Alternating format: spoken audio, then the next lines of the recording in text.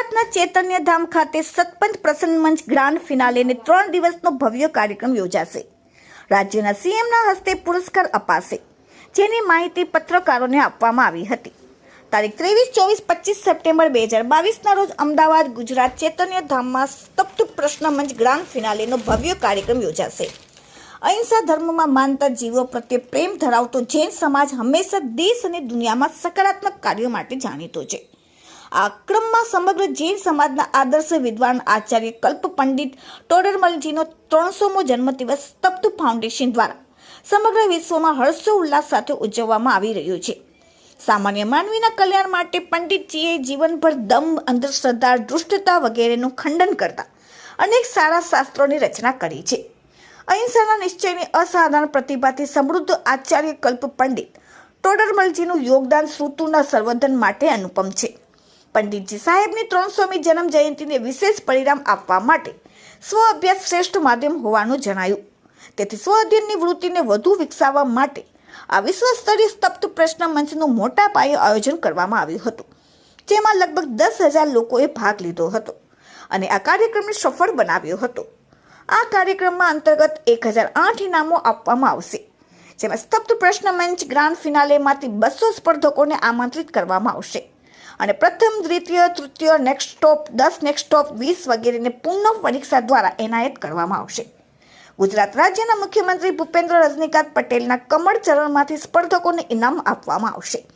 આ મહોત્સવ આદરણીય ડોક્ટર હુકમચંદજી ભરીલ, હેમતભાઈ ગાંધી, અભિનંદન, પંડિત શૈલેષભાઈ, ડોક્ટર સંજીવ કુમાર ગોધા, પંડિત સંજયજી ઝેવર અને પંડિત વિપિનજી શાસ્ત્રી વગેરે અનેક વિદ્વાનોની ઉપસ્થિતિમાં સિદ્ધ થશે, જેમાં દેશ વિદેશમાંથી અનેક સ્પર્ધકો, વિદ્વાનો અને સાથીદારોને આમંત્રણ આપવામાં આવ્યું છે। ઉપરાંત સોશિયલ મીડિયા દ્વારા સતપંથ ચેનલ પર ઘરે બેસીને આ કાર્યક્રમ જોઈ શકાશે। Reporting by Sanjeev Rajput, Ahmedabad. आप सबका स्वागत है। मैं आज से 11 साल पहले इंडिया टीवी में था और साइड में प्रवक्ता भी था मास कम्युनिकेशन का। जो इस सतपंथ की आंधी अभी कुछ टाइम से चल रही है, कई रूपों में हम इसे देख रहे हैं।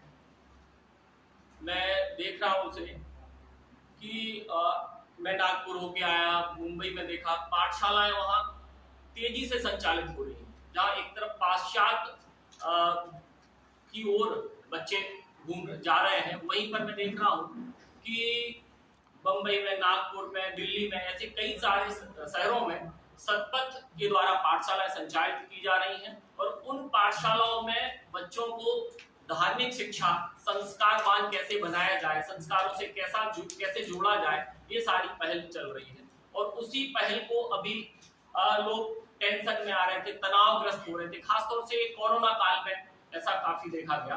ऐसे में हमने देखा ये जो सतपंथ की आंधी मोक्ष मार्ग प्रश्नोत्तरी के माध्यम से चली, इसने कई सारे, मैं भी टीम मेंबर में हूं, तो मुझे काफी सारे कॉल आए कि जब से मैंने इसको भरना शुरू किया है मेरा डिप्रेशन बहुत कम हो गया है, मुझे अब ऐसा लगने लगा नहीं और जीना चाहिए।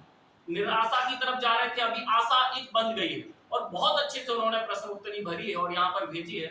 जब हम लोगों ने उसको चेक किया यहाँ पर, तो हम लोगों को काफी अच्छा लगा उसको देखकर और अच्छे खासे हम लोगों को इसमें भी काफी दिक्कत हुई कि 200 लोगों को कैसे इसमें से सिलेक्ट किया जाए, और वो काफी मशक्कत के बाद उसे सिलेक्ट किया गया है और यहाँ उन लोगों को यहाँ बुलाया गया है। ये प्रश्नोत्तरी तो बहुत बेहतर कार्यक्रम हुआ ही है। हमारा आप सबसे निवेदन है कि हम सकारात्मक खबरों को चलाने की तरफ एक पहल करें और उसी पहल के अंतर्गत सतपंथ ना सिर्फ इस देश में काम करेगा बल्कि पूरी दुनिया में, जहाँ कहते हैं कि बुराई भी अच्छाई पे डिपेंड होके चलती है, वो अच्छाई की एक किरण के रूप में सतपंथ आगे आगे और बेहतर तरीके से आपके सामने प्रस्तुत होगा। आप सबसे विनम्र निवेदन है कि इसको बहुत अच्छे से छापें और हम आपको ये विश्वास दिलाते हैं कि सतपंथ बेहतर से बेहतर काम करता रहेगा, जैसा कि हमारे आदरणीय विपिन जी ने बताया, संजीव जी ने बताया और अभी राज अंकल भी इसमें कुछ अपनी घोषणा बताएंगे, कुछ बताने वाले हैं। ये सब आपको ध्यान रखते हुए इसे प्रकाशित करें, ऐसी आप लोगों से आशा है। न्यूयॉर्क, कहाँ की बात करूँ मैं आपको, सिंगापुर, नैरोबी, अफ्रीका, जगह जगह इसकी एक मुहिम छिड़ गई और एक वर्ष में पूरे दुनिया भर से 10,000 की संख्या में ये प्रतियां पहुंच गई और भर करके हमारे पास में आने लगी।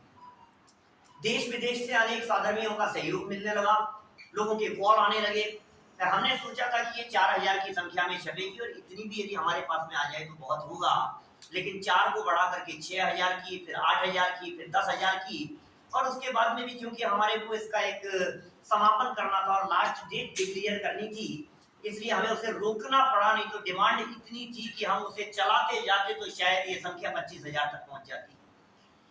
हमने प्रश्न पत्र जब आए तो उसे बहुत विशाल स्तर पर, क्योंकि 1008 प्रश्नों को चेक करना, 10,000 कॉपियों को चेक करना, उनका रिजल्ट निकालना, फिर उनके पुरस्कार वितरण और दुनिया भर के कार्य करना, ये बहुत कठिन काम था।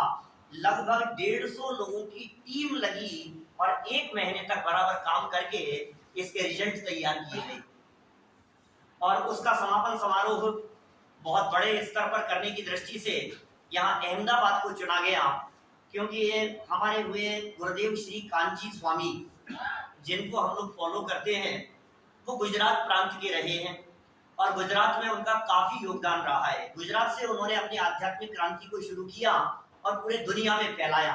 आज उनका देवलोक गमन हुए भी 45 वर्ष से ज्यादा हो गए, लेकिन उसके बावजूद भी पूरी दुनिया में आज भी उनको लोग लाइव सुनते हैं।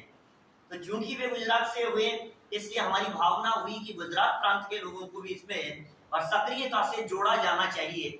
हमें रिंकेश भाई का काफी सहयोग मिला और यहाँ चारों तरफ काफी सहयोग मिला, तो हमने चैतन्य धाम, जो कि आपके गांधीनगर में स्थित एक बहुत बड़ा अध्यात्म का केंद्र है, वहां हमने 3 दिन का ग्रांड फिनाले कार्यक्रम आयोजित किया। 23, 24 और 25 सितंबर, जो परसों से शुरू हो रहा है।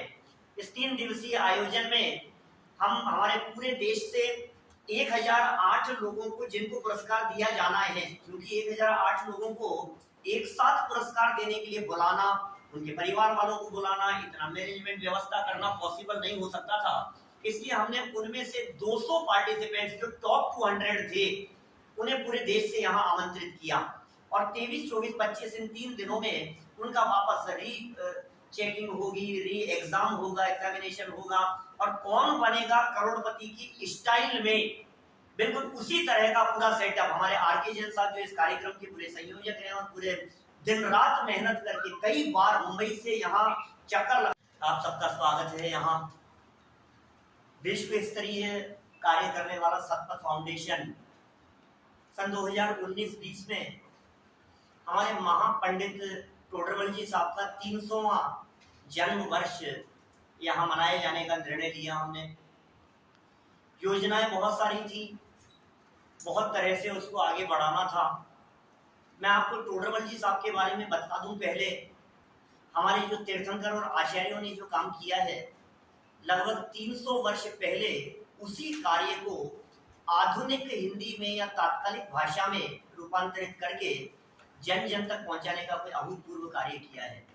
वो कोई ऐसे अद्वितीय विद्वान हुए, माने उससे पहले हिंदी गद्य साहित्य में कोई ऐसा लेखन करने वाला विद्वान नहीं था। मैं समग्र हिंदी साहित्य की बात कर रहा हूँ, माने सिर्फ जैनियों की बात नहीं कर रहा हूँ। जैन, अजैन, हिंदू, मुसलमान सब धर्म संप्रदायों में सबसे पहले यदि किसी ने सुदृढ़ गद्य लेखन किया है हिंदी साहित्य में, तो वो आचार्य कल्प पंडित प्रवट टोडरमल जी के रूप में है।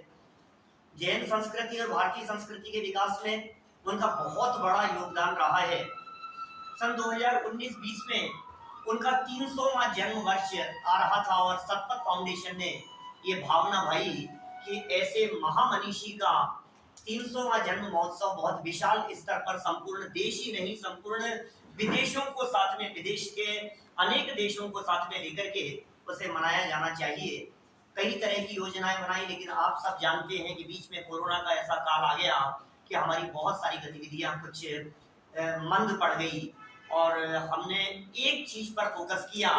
1008 प्रश्नों का एक प्रश्न पत्र, हमने एक प्रश्न पत्रिका का प्रकाशन किया और आपको जानकर के आश्चर्य होगा, इस 1008 प्रश्नों की प्रश्न पत्रिका, जिसमें 1008 प्रश्न हैं, इस प्रश्न पत्रिका को भरने के लिए, इसको भरने के लिए पूरे विश्व में हमने एक मुहिम चलाई।